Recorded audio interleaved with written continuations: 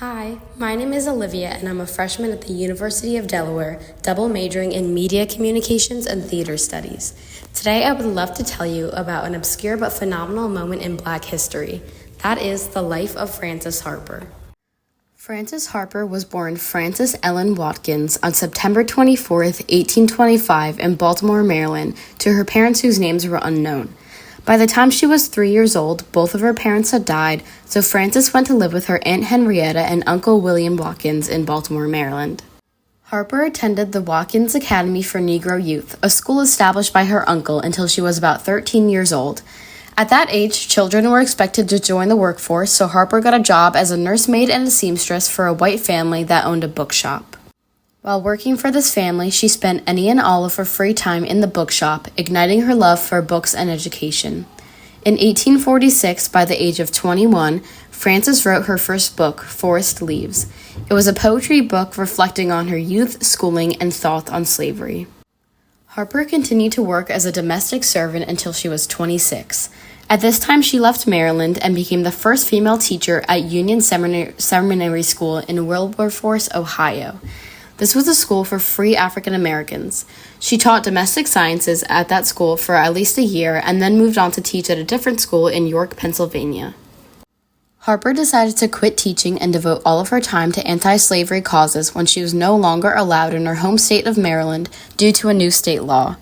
This law stated that if free African Americans from the North came into Maryland, they would be captured and sold into slavery. Because of this, Frances Harper moved in with William Still and Letitia George Still, who are friends of her uncles residing in Pennsylvania. William Still is notably one of the fathers of the Underground Railroad. With the support of the Stills family, Harper began writing poetry again, this time for anti-slavery newspapers such as The Liberator and Frederick Douglass's paper. Around this time, she wrote one of her more famous poems, Eliza Harris. Harper left Pennsylvania around 1854 and had created her second book of poetry, Poems on Miscellaneous Subjects. For the next few years, Harper traveled across North America as a lecturer and was hired by many different anti-slavery organizations to give speeches. Furthermore, she began to talk about women's rights and the Temperance movement and became very passionate about the ideals of feminism and classism. In 1858, she published her most famous poem, Bury Me in Free Land, in the Abolitionist newspaper entitled The Anti-Slavery Bugle. Then, in 1859, Frances Harper wrote the short story entitled The Two Offers, and became the first African-American woman to have a short story published. The Two Offers is a story about two women and their search for womanhood, independence, education, and equity. Frances married Fenton Harper in Cincinnati, Ohio on November 22, 1860. It is unclear how the couple met, but infer that they met as she attended meetings and spoke throughout the state. When they married, Fenton was already a father to 3 children from his 2 previous marriages. Both of his past wives had died, though. 2 years after they married, in 1862, Frances gave birth to her daughter, Mary Frances Harper. Anywhere from 2 to 4 years after that, Fenton Harper died from unknown causes, and most of his belongings were sold at auction, leaving Frances and the 4 kids with virtually nothing. Unable to keep her family together due to their poverty, Harper sent her 2 stepdaughters off to live with their maternal grandparents and her stepson off to live with his maternal grandparents as well. After her husband's death, Harper continued to lecture across North America with her daughter, this time focusing more on women's rights. She gave more speeches, including her famous one, We Are All Bound Up Together, which was delivered at the 11th National Women's Rights Convention in New York City. This speech encouraged attendees to include Black women in their fight for women's rights. Shortly after that, in 1869, the 15th Constitutional Amendment was passed, which granted Black men the right to vote. This was a big victory in the long fight for equality.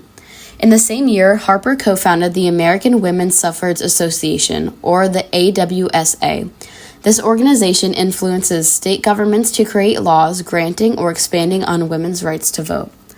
In 1890, the AWSA merged with the National Women's Suffrage Association, which was founded by Susan B. Anthony and Elizabeth Cady Stanton. They merged to form the National American Women's Suffrage Association.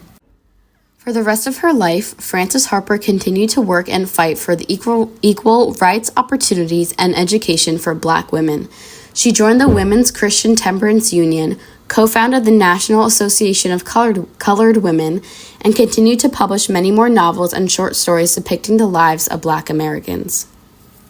In November 1908, Mary Frances Harper passed away due to unknown causes, and just a few years after that, after a long life of activism, Frances Ellen Watkins Harper passed away at the age of 85 on February 22, 1911 in Philadelphia, Pennsylvania, the cause of death being heart failure.